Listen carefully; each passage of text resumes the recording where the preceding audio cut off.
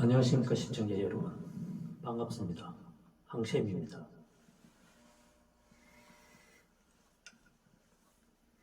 지금까지 저는 천부경 강의를 통해 천부경 80환자소의 수학과 철학, 과학을 대략적으로 설명한 것 같은데, 보시는 분들은 수학이 어려울 수도 있고 철학이 어려울 수도 있으며 물리학이 어려울 수도 있을 겁니다. 하지만 모든 학문이 그러하듯이 단순한 내용과 과정을 습득한 후 복잡한 구조와 의미를 파악할 수 있기 때문에 수학을 통해 천지인의 생성과 존재를 이해하기 위해서는 1, 2, 3, 4, 5와 같은 자연수의 산술급수와 1, 2, 4, 8, 16과 같은 기하급수 형태의 수열에 관한 내용과 의미를 알고 있어야만 합니다. 이를 통해 주역의 음양이분법이 천부경의 사분법으로 진행하여 나아가고, 이 과정에서 음양의 수 2와 천부경의 수 3이 서로 합쳐 2 곱하기 3은 6이 되는 과정을 되새겨 볼 수 있어야 합니다. 앞으로 나아가다가도 다시 되돌아보면서 그 의미와 내용을 굳게 새기게 되면 앞으로 나아갈 힘과 방향이 한층 더 밝고 가벼울 수 있을 것입니다. 천부경의 철학은 이분법의 5갈 삼각형을 통해 음양과 8K, 64K에 이르는 수들이 서로 마음이 통하는 캐들끼리 모여 자기들만의 모임이나 단체를 만들어 안으로는 화합하고 밖으로는 더 큰 사회나 국가의 일원이 되어 공동체 전체를 위한 책임과 의무를 다하는 게 되는 그 과정이 또한 주역 이분법에서 찾아볼 수 있는 의미라고 할 수 있습니다. 주역 이분법은 원방학과 같은 행태나 구조를 설명할 수 없습니다. 음양의 맑고 혼탁한 기운이 서로 섞여 상호작용한 후 하늘과 땅이 갈라지고 생성되는 과정은 두 점의 불연속성을 상징하는 이수와 두 점 사이에 선이 연결되는 삼수와의 변환을 통해 기하학적인 의미가 부여될 수 있습니다. 이렇게 두 점에서 선이 생기는 과정을 더욱 확정해보면 기하학적인 원과 삼각형, 사각형이 형성될 수 있는데, 이 구조와 형태는 5와 7, 9라는 수가 부여됩니다. 천지인이 아닌 천인지의 순서와 의미를 연구해보게 됩니다. 이렇게 생성의 순서와 존재의 순서가 서로 다르게 나타나는 것은 기하학 구조를 분석해보면 알 수 있습니다. 이 세 수는 2차 방정식으로 포함해보면 2x제곱 플러스 2x 플러스 1은 y1과 3x제곱 플러스 3x 플러스 1은 y2, 4x제곱 플러스 4x 플러스 1의 y3와 같이 나타낼 수 있는데, 이 세 방정식이 나타나는 과정은 3을 상징하는 두 점을 연결한 직선을 각각 두 개의 직선을 십자 형태의 직각으로 세우고 세 개의 직선을 60도 각도를 사이에 둔 형태로 세우며 네 개의 직선은 45도 각을 사이에 둔 형태에서 이 세 방정식이 나타날 수 있음을 알 수 있습니다. 이 세 수식에서 최초의 수는 1인데, 이 세 수식에서 x는 0을 대입하면 y값이 모두 1이 될 수 있습니다. 직선을 결합해 만든 구조의 가장 중심에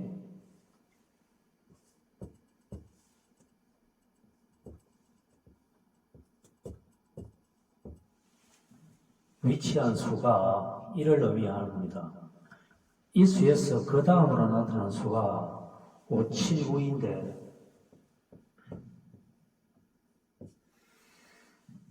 이 수는 x는 1일 때 이 세 방정식에서 y값이 각각 y1은 5가 되고 y2는 7이 되며 y3는 9가 될 수 있습니다.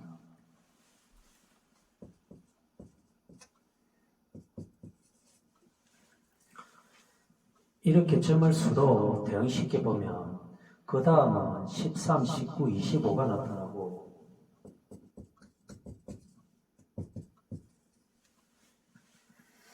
그 다음은 25, 37, 49라는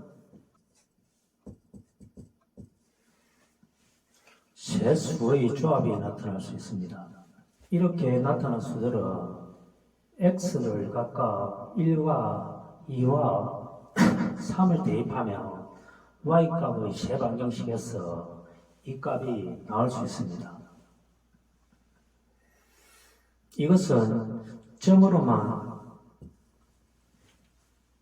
계산된 수이기 때문에 불연속적이다라는 의미가 부여될 수 있고 원과 삼각형, 사각형과 같은 기하학적 형태와 구조는 연속적이다라는 의미가 부여될 수 있습니다. 이것은 각각 음과 양의 성질과 구조를 상징한다고 볼 수 있는데 천지인의 수가 밖으로 크게 합창하여 나아가는 모습은 생성과 존재의 수와 작용을 통해 알 수 있습니다.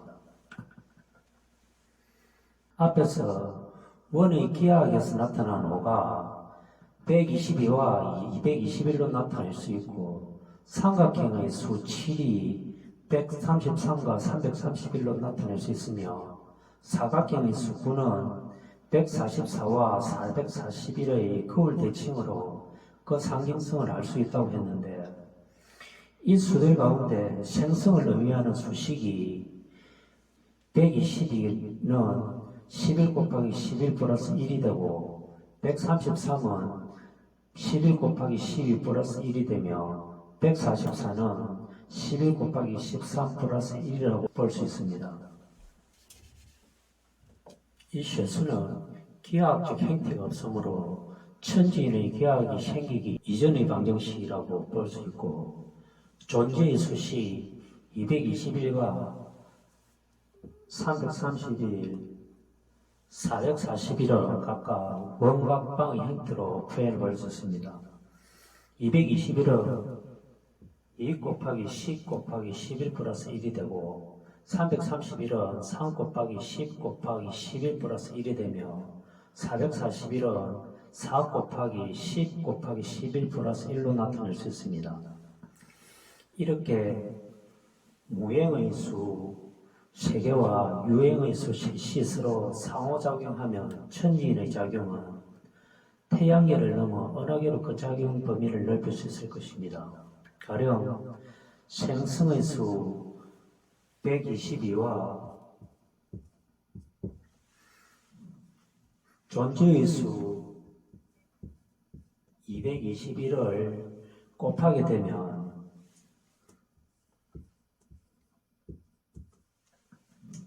26,962라는 숫자를 얻을 수 있는데 이렇게 계산된 수는 하늘의 근본적인 작용에 크게 벗어나지 않는 수라고 볼 수 있습니다.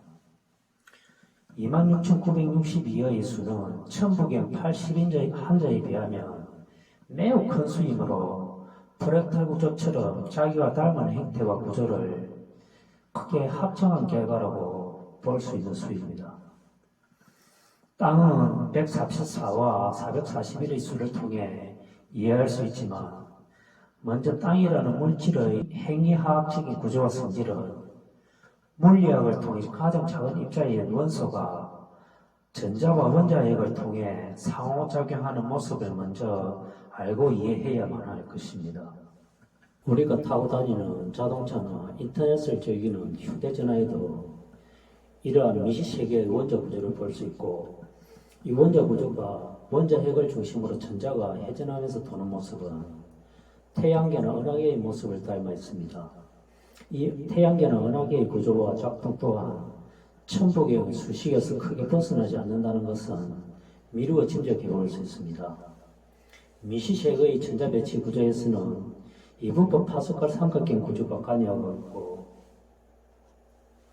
28, 18, 32와 같은 수열이 전자의 운동을 지배하는 것을 보면 이 수열은 2와 6, 10, 14, 18, 22, 26, 30, 34, 38과 같은 파스칼 삼각형 구조처럼 쌓으면 이 구조의 중심에 28, 18, 32, 50과 같은 수질이 나타나는 것을 볼 수 있습니다.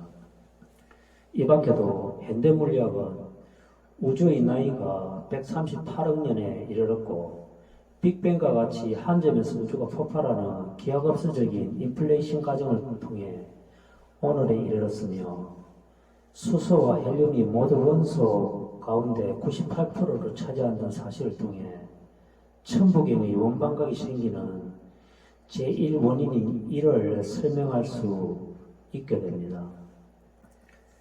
하나에서 셋이 나오는 원리는 1이 2, 3, 4를 거쳐 5, 7, 9의 기하 형태를 가지게 되면 이 중간수 2, 3, 4를 분석함으로써 우리는 새로운 정보를 얻을 수 있습니다.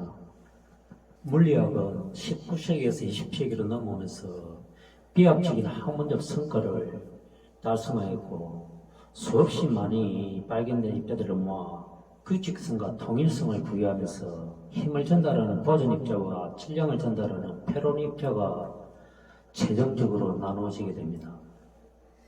또한 강력과 양력, 전자기력과 중력의 4가지 힘에 감추어진 수학적 원리와 법칙을 발견하면서 현대 수학은 자연계에 존재하는 모든 물질과 현상을 연구하고 분석하는 데 지대한 역할을 하고 있습니다.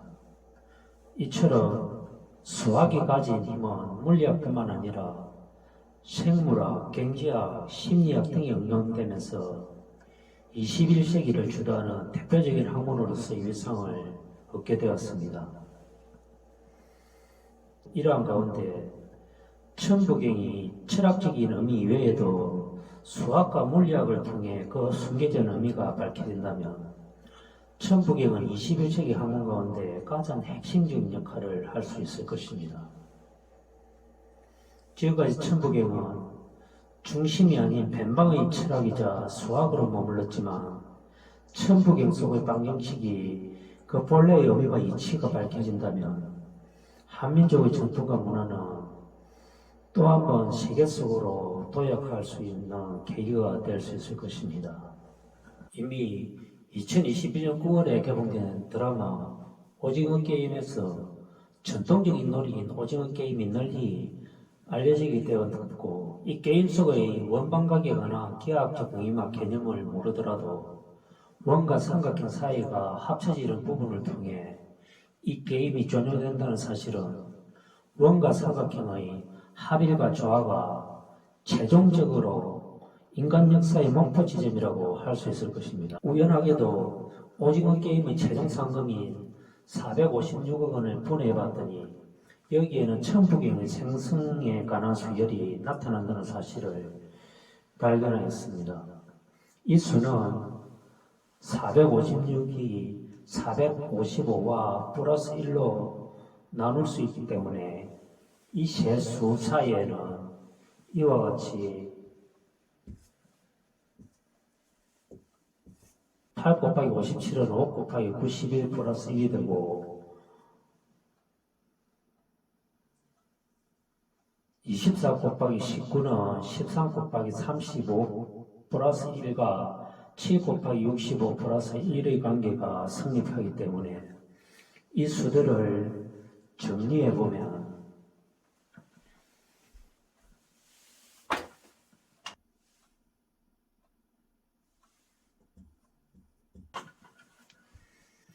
이 수들을 정리해보면 A는 8, 24, 35가 되고 B는 5와 65가 되며 C는 7, 13, 57, 91로 묶을 수 있고 D는 5와 19로 묶을 수 있습니다. 이 수들은 각각 이차 방정식이 되는데 이 이차 방정식은 A는 x제곱 마이너스 1이 되고 B는 x제곱 플러스 1이 되며 C는 x제곱 플러스 x 플러스 1이 되고 D는 x제곱 플러스 x 마이너스 1로 표기해볼 수 있습니다. 이 네 수들은 A와 B가 x제곱에서 갈라져 나오고 C와 D는 X제곱 플러스 XS 갈라져 나온 수식들입니다. 이렇게 네 방정식이 둘로 축소되는데 이 X제곱과 X제곱 플러스 X의 두 수식은 홀수합과 짝수합을 나타내는 수식입니다. 즉 홀수합은 1제곱, 2제곱, 3제곱, 4제곱과 같이 나타낼 수 있고 짝수합은 1 곱하기 2, 2 곱하기 3, 3 곱하기 4와 같이 나타낼 수 있는데 이 두 홀수합과 짝수합을 이렇게 피라미드 구조로 1과 1 플러스 3, 1 플러스 3 플러스 5, 1 플러스 3 플러스 5 플러스 7과 같이 피라미드 구조로 쌓을 수 있고 짝수합도 2와 2 플러스 4, 2 플러스 4 플러스 6, 2 플러스 4 플러스 6 플러스 8과 같이 피라미드 구조로 쌓을 수 있습니다. 이렇게 홀수합과 짝수합을 피라미드 구조로 쌓게 되면 파스칼 삼각형 구조가 나타나기 때문에 이분법 구조로 볼 수 있습니다. 홀수와 짝수가 자연수에서 둘로 갈라져 나왔고 이 홀수와 짝수 집합을 홀수합과 짝수합으로 쌓으면 2차 방정식이 나오기 때문에 홀수 집합과 짝수 집합은 1차 방정식이 될 수 있습니다. 이렇게 1차 방정식과 2차 방정식을 미분과 적분의 해석학으로 서로 연결할 수 있고 물리학의 속도와 가속도와의 관계도 이와 유사하게 상호 연관된 의미를 가지고 있습니다. 또한 기하학의 점과 선, 선과 면이 각각 0차원과 1차원, 1차원과 2차원으로 나눌 수 있기 때문에 이 기하학적 의미는 통합적 관점에서 그 의미를 찾는 것과 같다고 할 수 있습니다. 원과 타원의 기하학적 구조를 한번 보면 원과 타원의 면적은 각각 파이 r의 제곱과 파이 ab와 같이 나타낼 수 있는데 이 면적을 미분하면 원의 면적은 파이 곱하기 r 플러스 r의 r로 나타낼 수 있고 타원의 파이 ab는 미분하면은 파이에 a 플러스 b가 붙게 됩니다. 이 수식은 원과 타원의 둘레가 되기 때문에 원주의 길이에 따른 원을 미분한 원주가 파이에 r 플러스 r이 붙는 것은 r과 r은 똑같은 수이고 타원에 파이에 a 플러스 b가 붙는 것은 a와 b가 서로 다르다는 의미를 갖고 있습니다. 이처럼 원과 타원의 둘레는 원과 타원의 면적을 미분하면 나올 수 있습니다. 이 두 도형은 원주의 길이에 따른 뱅진 대칭성과 각도에 따른 해진 대칭성으로 구분할 수 있습니다. 뱅진 대칭성은 1차원 길이에서 나타나고 해전 대칭성은 2차원 각도에서 나타나는 개념이라고 할 수 있습니다. 천부경이 거울 대칭적인 구조를 하고 있는 것을 볼 수 있는데 이 대칭성의 개념은 에너지 보존 법칙과 가구 운동량 보존 법칙 등과 같이 보존 법칙은 대칭성과 더불어 물질의 가장 깊은 부분의 구조와 성질을 분석하는데 매우 유용하게 사용되고 있는 물리학 개념입니다. 따라서 수식으로 풀이가 안 될 때 이 대칭성의 개념으로 문제를 해결할 수 있으므로 하나의 문제에 두 가지 방편을 쓰는 것과 같은 것입니다. 음량은 하나의 문제에 두 가지 방편을 쓰는 것이고 천지는 하나의 문제에 세 가지 서로 다른 방편을 쓰면서 하나의 전체성을 이해하고 분석할 수 있습니다. 천지인의 존재 방정식을 이리저리 수를 더했다가 해체해보면 또 다른 생성 방정식이 나타나기 때문에 이두 방정식은 서로 분리할 수 없는 경계를 가지고 있다고 할 수 있습니다. 원과 타원은 20률 E에 의해 서로 연결되어 있는데 20률은 원이 찌그러져 타원이 되기도 하고 타원이 원이 되기도 하는 정도를 저는 척도 개념으로 20률 E가 0이면 원이 되고 20률 E가 1보다 적으면 타원이 된다고 합니다. 이처럼 원과 타원이 분리된 것이 아니라 20률의 개념에서 보면 원과 타원은 시간에 따라 변화된 모습일 수 있습니다. 지구가 태양 주위를 타원 궤도로 운행하면서 365일의 공전 주기를 갖고 있듯이 이 타원 궤도도 언젠가는 원의 주기인 360일에 근접할 수 있으므로 태양의 공전 주기가 원에 가깝게 회복될 수 있다면 지구의 자전축과 공전축이 서로에게 가장 가깝게 밀착하게 되는 날, 이 세상은 아마도 천지가 계획하고 새로운 인간상인 홍익인간이 나타나게 될 것입니다. 널리 인간을 이롭게도 하지만 인간 사이를 이롭게 할 수 있는 수의 빠른 이치와 개념을 조만간 찾게 될지도 모르겠습니다. 이상으로 이번 강의를 마치겠습니다. 시청해 주셔서 감사합니다.